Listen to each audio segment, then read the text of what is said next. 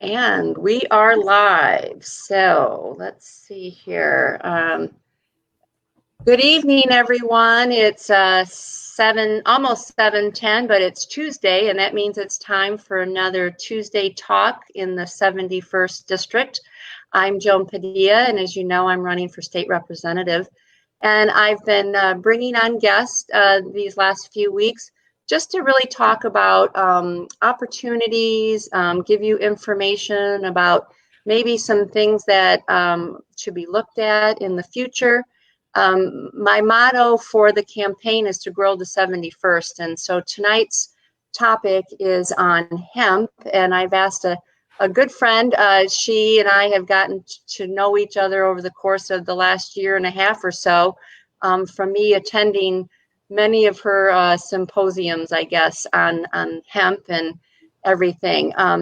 Stacy McCaskill is going to be joining here. I will let her talk about her skills and talents, but I do want to just make a quick disclaimer. Stacy is a friend and she is a business owner, a hemp production business. This is in no way her endorsing my campaign. She is here to give information, and just because it's a topic that I am really in love with and passionate about, seeing what could unfold for the district, for the state of Illinois, if that's the way we're going to go. So Stacy McCaskill, welcome. Thank you so much for joining me this evening. I very much appreciate your time. I know you're very busy. We are right in the middle of your right in the production. Of my planting season, yeah. Yeah, exactly. So Stacy, why don't you go ahead and introduce yourself, introduce your farm, your business, and we'll just give the viewers a little bit of knowledge about you. Sure. I'm Stacy McCaskill, and I'm the founder and owner of Hemp Stock Farms. We're located in Woodstock, Illinois, and we grow about 6 acres of hemp is going into the field this year. We did about an acre last year, and we're successful, primarily because we are a seed to label CBD producer. So, in fact, these buckets in back of me are some smokable flower that I've got curing. So we've got it stuffed everywhere around our 100-year-old farmhouse. And but we are building. We're, like I said, we're in Woodstock. We got about 13 acres. We got 6.5 tillable acres. We've got a couple horses here. They're rescue horses, and they contribute to the farm. They help out with horse manure, and that we put that back in the field to add nitrogen back into our field. So that's always a good thing. And so that's me. I'm Hemp Stock Farms. And before I got into farming, I was the SBDC director for a couple of years at Sauk Valley Community College, which I really enjoyed. And I thought we did a good job there for the local community. And then before that, I was 10 years plus as a community college business professor. So I'm brand new to farming. I'm a new farmer. I am a farm girl. I grew up kind of on a similar sized, kind of like a hobby farm. My family was never into corn or soy or anything like that, but we were kind of small hobby farmers. So I grew up in the country, and I was used to kind of dinking around in the garden, and I really enjoy the outdoors and enjoy learning and becoming an herbalist and learning more about herbs and what they can do for you and the different products that you can make out of them. And CBD, craft hemp CBD is one of them, and have been having a lot of fun with it for the last couple of years. Great. So tonight's topic is on hemp, and Stacy and I, that's how we actually met, was through the SBDC at Sauk Valley Community College, because as Stacy knows, and I don't know many of you, if you don't know, but I'm the director of a nonprofit. It's a cancer wellness center, and so hemp and the production of hemp brings us CBD and CBD oil, which is very popular now, but it's very helpful to cancer patients to help alleviate many of the side effects that they have. And so my interest in meeting Stacy and learning all that she has to offer about hemp grew from me wanting to see if there was avenues for the cancer patients and their families that we deal with. So that's how we got together. And so, let's talk about hemp. If many of you don't know, at one point, Stacy, correct me if I'm wrong, but hemp was illegal Yeah, and has just recently been legalized. hemp has had quite the roller coaster ride.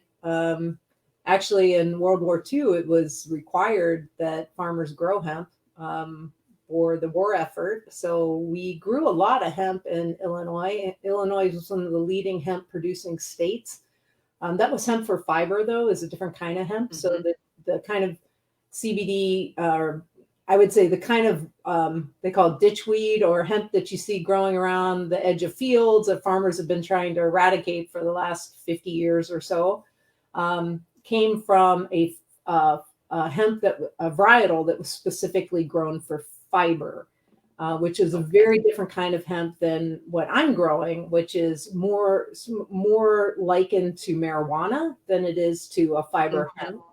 Hemp is cannabis. Sure. Cannabis is hemp. So I'll just clear that up straight away. Hemp is cannabis. It's a version of cannabis. And however, industrial hemp is, and all kinds of industrial hemp, whether it's for fiber, food, or a smokable flower, which you can also get a resin from or an extracted oil from. All three of these are cannabis, but they're an industrial hemp, and which means that it has below 0.3% THC by weight. So when you dry weigh the material, it's less than 0.3% THC, which is an extremely low dose of THC. But beneficial nonetheless. So we do produce here at Hemp Stock Farms. We're big believers in the entourage impact of all the cannabinoids working together. So we do a full spectrum extract, which means that we pull all the cannabinoids out of the hemp flower, and we create a crude oil with that, and then that's what we use to formulate our different products, topicals, edibles, tinctures, that kind of thing. So hemp has many uses. Like you said, there was the industrial hemp, but what we most likely are familiar with was the production of rope, that type of thing. But hemp has so many wide uses. I mean, you name it, it can probably be put into other materials, other things.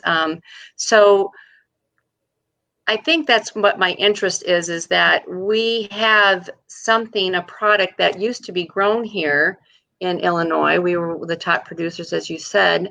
And so it really does create an opportunity to build on our community, to provide wonderful products, but it's the production, it's the jobs opportunities and things like that, that I think is just really very intriguing, and I would love to look into that more. So can you give the viewers an idea of the different products and things like that hemp maybe that we don't know? Like you had said, you deal with the oil. Right. I put it back again to the three things that you can get. You can get fiber. A plant grown for fiber is a very tall plant. It can be planted with a drill seed, a drill. It can be direct seeded into a field somewhere. Fiber is probably one of the easier of the three to grow, and I think has the most opportunity for Illinois long term. But right now, there is virtually no infrastructure for processing fiber in Illinois.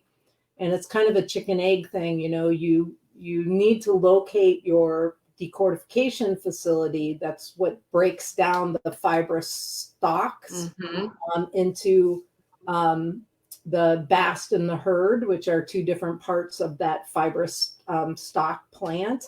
And then both of those, the bast and the hurd, both have end uses and different things that you can do with them. But the very first step is you have to harvest that fiber plant, and you need to transport it to a decortification facility that can break that down into those separate parts. And the issue is right now, you need to locate those facilities next to the farmers, wherever people are growing that. Nobody wants to grow it because there's no facilities anywhere.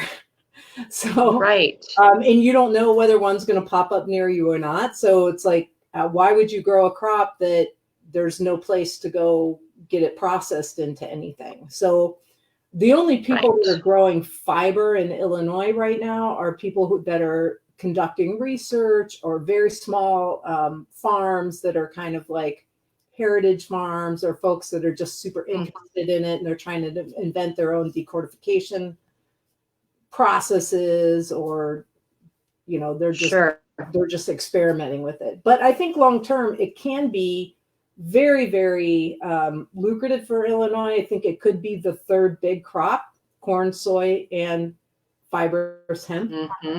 I think it could be the third crop for Illinois, but I think it needs considerable advocacy at the state and federal level to provide funding for helping to get these decortification facilities up and running.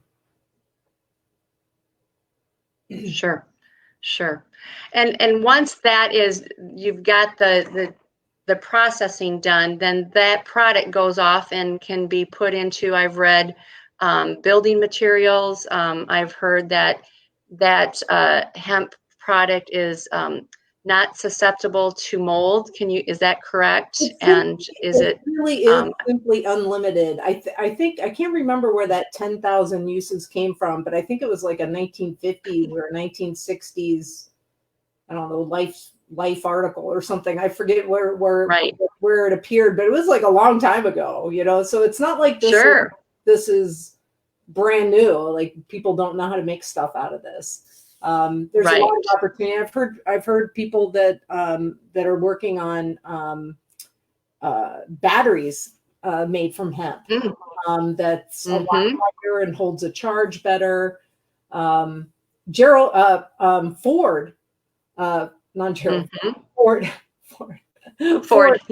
auto manufacturer, actually made hemp panels on the Model T when he was first experimenting with stuff way back when.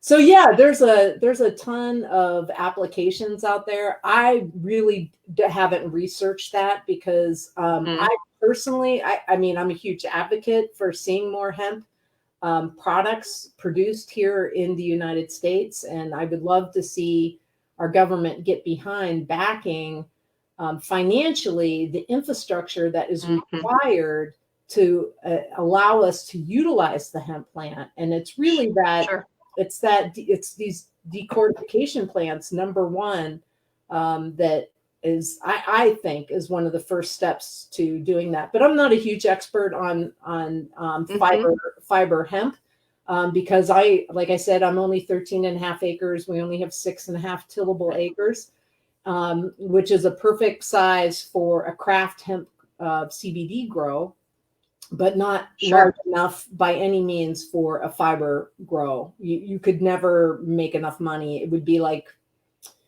a side hustle for sure. It would be like growing hay or something like that. You just wouldn't make very much money off of it.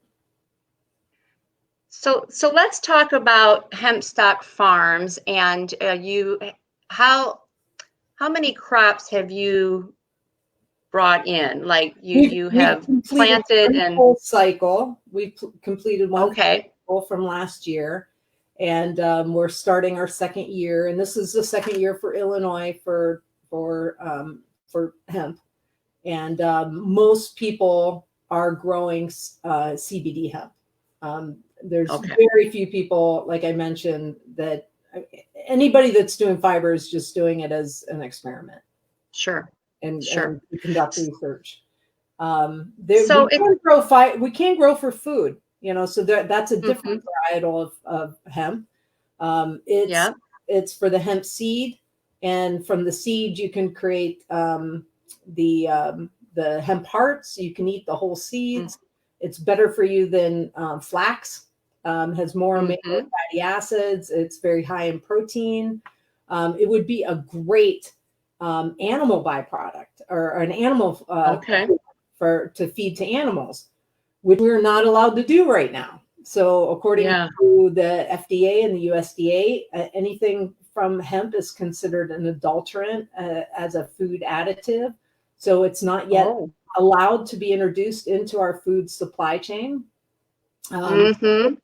If that was something you could work on, Joan, that would be awesome. To get hemp, the hemp plant and the seed to be allowed as an additive to animal feed. For there, even spent fiber or spent, we call it spent biomass. So when you take the flower from the hemp plant and you put it through some kind of extraction process, whether it's CO2 or ethanol or whatever the extraction process is to pull those cannabinoids out for human health consumption reasons, there's a massive product that's left over from that that's still has a tremendous protein value to it, that can be a great additive for, you could make into all kinds of things, but you could just feed it straight to the pigs or to your cows or whatever. But that's not allowed according to the USDA right now. Okay, interesting. We have a question from Marie. Many farmers are sitting on hemp grown from last summer. Any suggestions on how to sell the biomass? That's so true. So many people got burned last year, and the only reason we did okay at Hemp Stock Farms is we had a very small craft grow, number one, and number two, we're consuming all of our cannabinoids. So whatever, we send our stuff off for extraction, but when we get that oil back, we put it into all of our products. So we're not trying to find a buyer for our biomass. And I'll tell you what, I was a consultant at Solcana Co. out of Hanover. I helped found and start the only hemp cooperative based in Illinois. And I think there's maybe 25 or 30 farmers in that cooperative right now. That was the number one reason folks were joining the cooperative, is they wanted to figure out, okay, I got all this biomass that I'm sitting on that I grew last year for CBD, and nobody's buying it. What do I do? Right. The number one problem that people had was they just, I mean, this isn't the number one problem. There's a lot of issues with the supply chain, but there was a lack of knowledge issue with some farmers and not knowing how to process their CBD hemp, and they overworked it. They use combines to harvest it, or they put it through a grinder, or they use some kind of homemade bucker that kind of violently tore through the product. I had one farmer that just showed me several hundred pounds of his biomass, and it was filled with fiber, which greatly reduces. I mean, somebody told him just chop it up, and he thought, oh, do I just chop up the whole plant? So that's what he did. Oh, but what he should have done is he should have bucked it first, which means you remove the flower, the valuable part that has the cannabinoids in it, and then that you can grind up and prepare for an extraction. So there's a ton of farmers all across Illinois. They're sitting on what I would label a very low CBD percentage biomass. And most processors right now will not process any fiber or any biomass that is under 8% CBD by weight, because they lose money in the processing. And I see. Many of these farmers had 14, 15, 16% test out in the field tests of the flower. But once it went through all of their like mechanical processing that they put it through, they lost more than half of the cannabinoid value in that biomass. So I'll tell Oh you right boy. now, if you're a farmer that's out there right now sitting on something that's 8% or less, you've got a big heavy paperweight.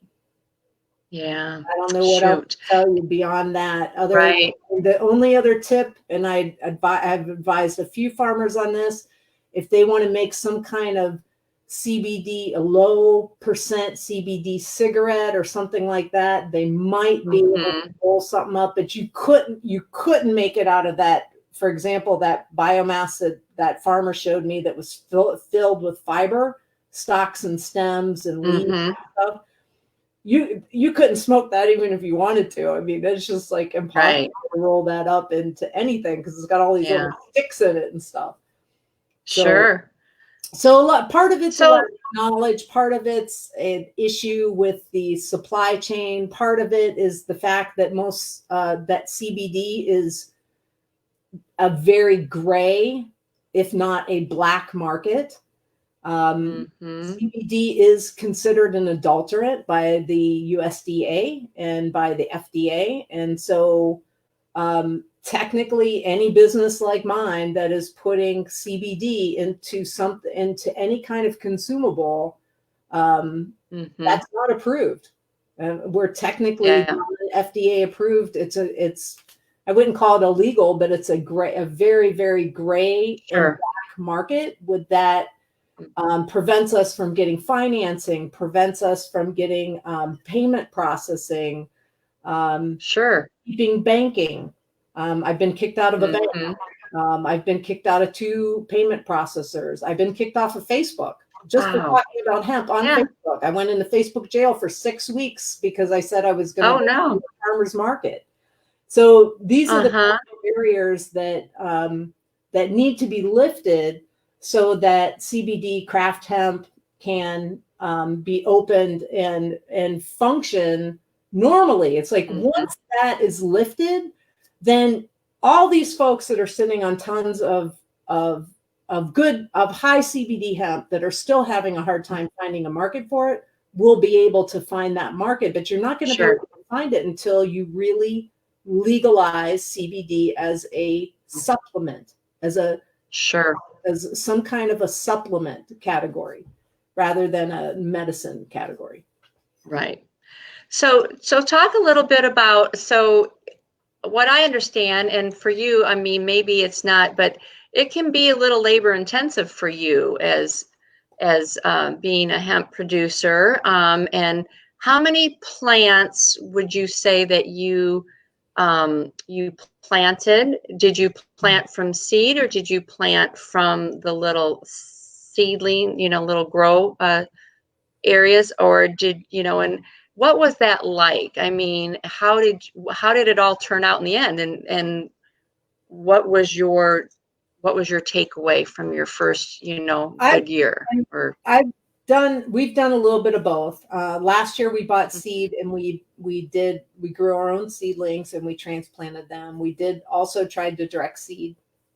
Had very little luck with direct seeding, and then from the 40 or 50 farmers that I've talked to that grew last year, that those that tried to direct seed also had a lot of issues. So it's craft CBD hemp is very difficult to direct seed.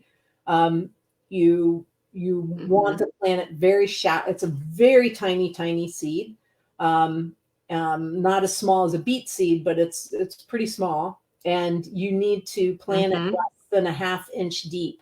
So it's hard to set Oh. any kind of automated drill that's less than a half. Mm-hmm. And people have done it; they can do it. But even when you do that, or even if you do it by hand, what happens is that you get any kind of weather event, any kind of runoff, wind, rain, anything, rodents, field mice, anything could go out there and like interfere with that seed so that it never Sure. emerges or that it washes out or something like that. So direct seeding is very challenging and difficult.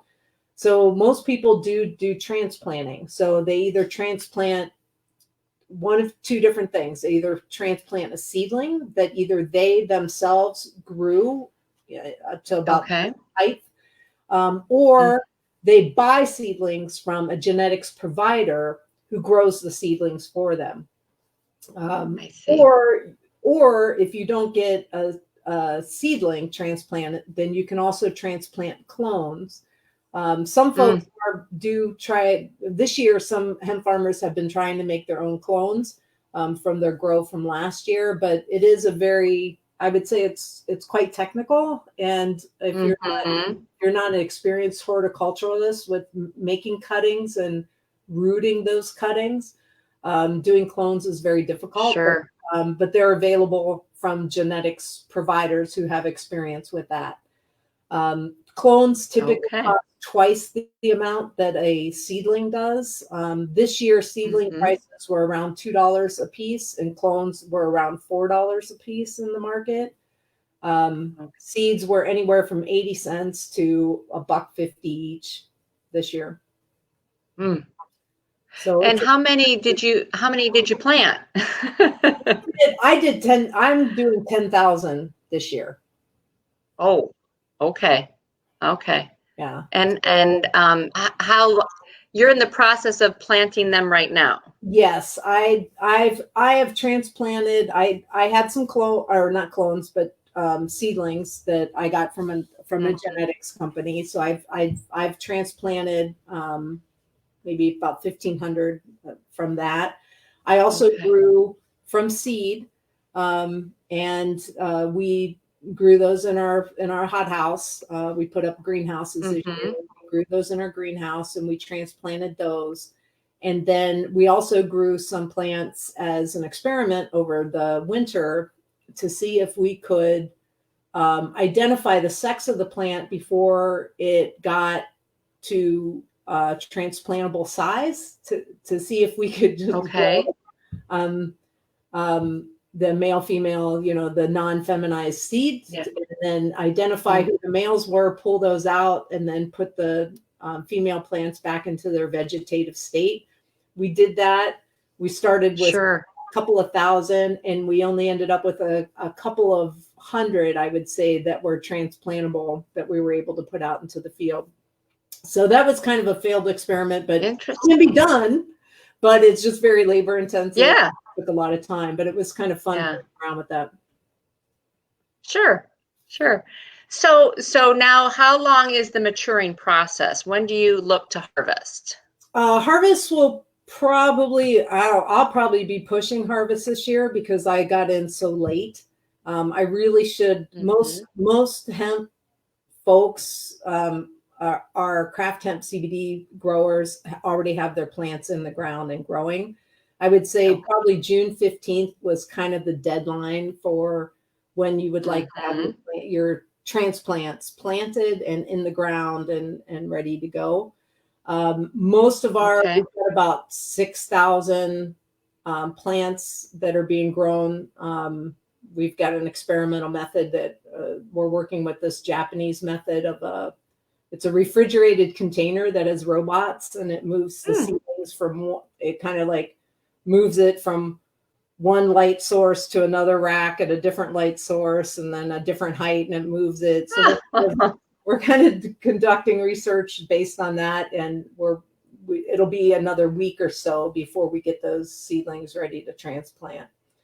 Um, and then we have some Great. Great. coming in from a out of state genetics provider as well. So Mm. I don't know. We're kind of all over the place. We're just doing a lot of experimenting and a lot of partnership Yeah. and doing research and that kind of thing, and just trying to find what will work most efficiently and with the least amount of labor and produce the largest, most robust crop that we can get. Right. Yeah. So how much were you able to harvest and with your oil then so that you can put it into your product? And if you can just give us an idea of what kind of products you are selling, I Yeah, guess, having out there. we probably have maybe 12 liters that we got from last year, but we still have biomass that we haven't processed yet, and we still have quite a few Okay. liters that haven't gone into products yet. You don't need a ton of product to make a lot of product for craft CBD. I mean, Okay. typically, it depends on what it's very technical. I mean, you have to, once you get your oil extracted from the processor and you get your oil back, you also need a certificate of analysis on that to know exactly what the cannabinoid content is, what the THC content is, Okay. the CBD content is. And then once you have all those numbers together, then you can make the proper calculations to formulate your recipes for whatever it is you're making. It's a lotion, a salve, a tincture that you put in your mouth. I do a lot of gummies, dog biscuit, and hard candies that a lot of people all ages really like the convenience of those edibles. But let's say one bottle of tincture that's got 1,000 milligrams of CBD in it will maybe take between 1 gram and 2 grams of hemp oil, extracted oil, depending on what that CBD percentage and the quality of that CBD. And, all extraction processes aren't the same. I'm definitely learning that and finding that out. And not everybody's quality of oil is the same. So when you hear people say that, oh, I tried that CBD, it doesn't work for me. I bought some at the grocery store, or I bought some at the, Walgreens or whatever.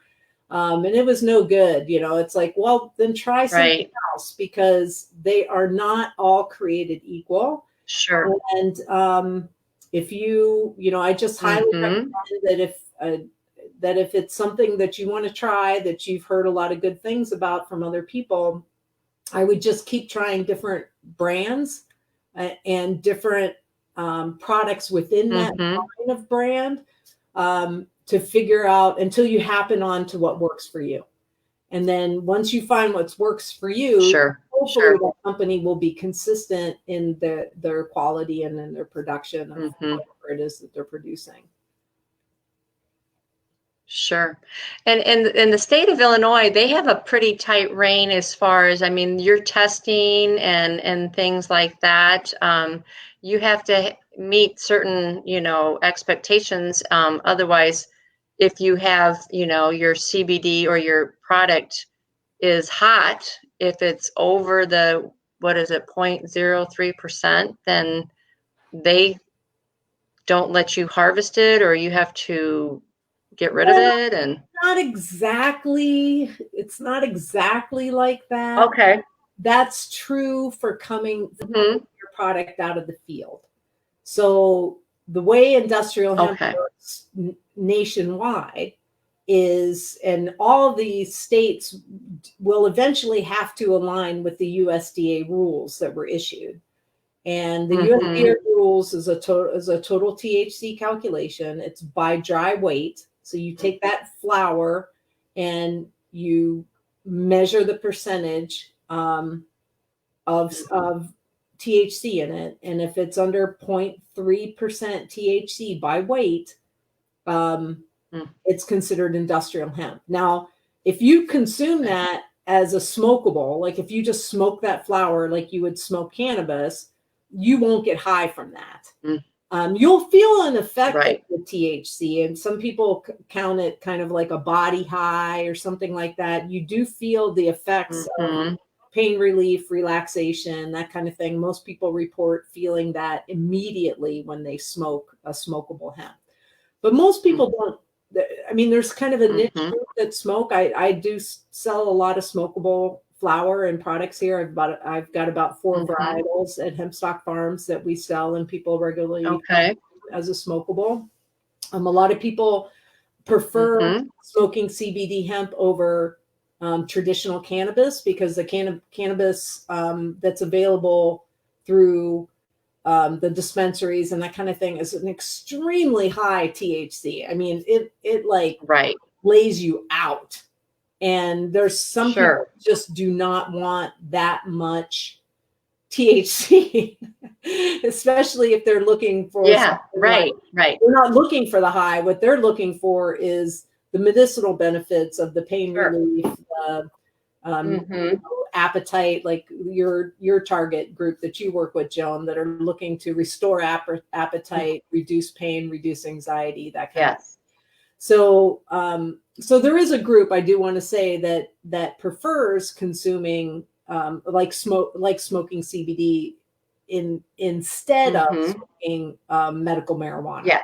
or getting it from a dispensary or Right. something like that.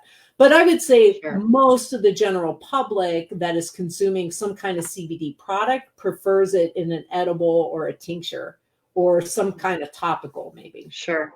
Yeah. So Okay. Interesting. So yeah. what's your number one seller?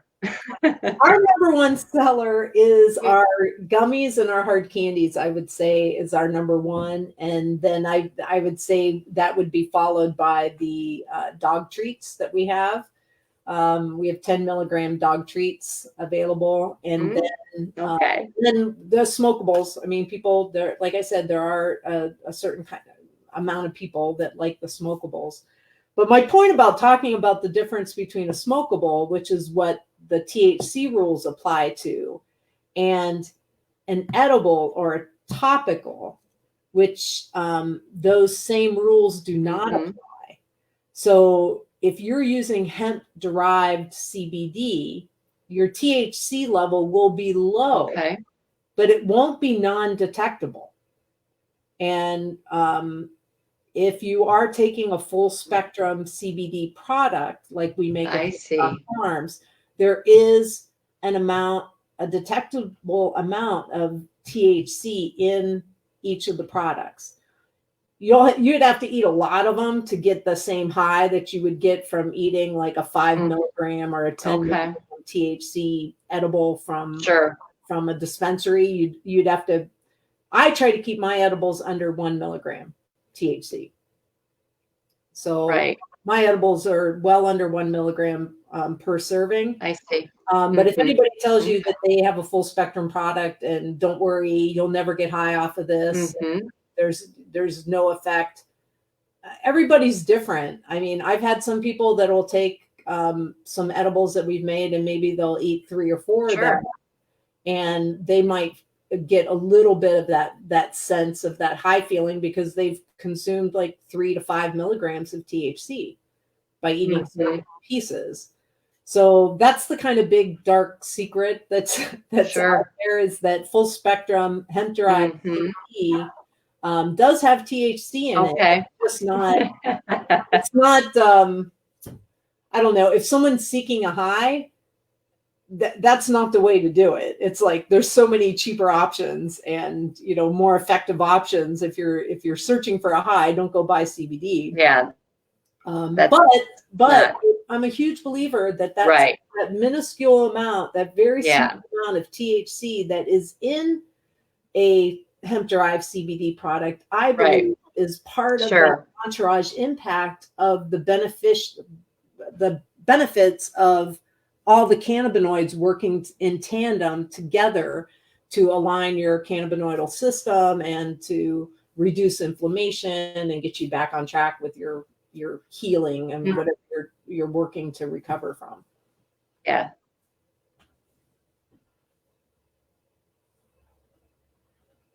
Uh-oh. I lost you there for a minute. Yeah, I agree. I think it's an amazing product. It has so many opportunities, and I said it's just an amazing product, and it has so many opportunities. And I see that we need to put together, if down in legislatively down in Springfield and out in Washington, we need to make sure that we get that conversation going so that we are building that infrastructure. We're bringing those either public, private investors in so that we can really take it to where it can be a great job builder, you know, growth that way. But like I said, you get the product that is so beneficial, whether it's through the CBD oils for medicinal, or if it's for building products or manufacturing, you know, textiles, you name it. So I really appreciate all of your expertise, Stacy. It was a wonderful time to have you come on board, and I don't think we have any more questions there, so we'll let you go and No problem. put your feet up. I'm sure you're I'll just issue my exhausted from FDA. a very busy day. I'll just issue my FDA disclaimer, which is hemp Can you hear me, derived. Stacy? I'm Oh, sorry. What'd she you say? must have gone. Okay. Well, we'll see you later. And everyone, if you've got questions, you can find her at Stacy at Hemstock Farms, and we'll.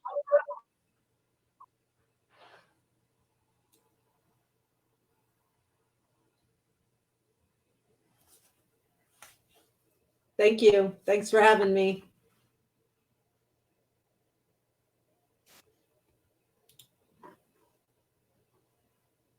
I just was saying that if anybody's got any questions, I will have them grab a hold of you at Stacy at Hemstock Farms. Yeah, that sounds great. Thank you. I appreciate you having me. And yeah, anybody that has questions or they just want to talk, well, we're reach going to out. sign off, everybody. We'll see you next Tuesday. Thank you so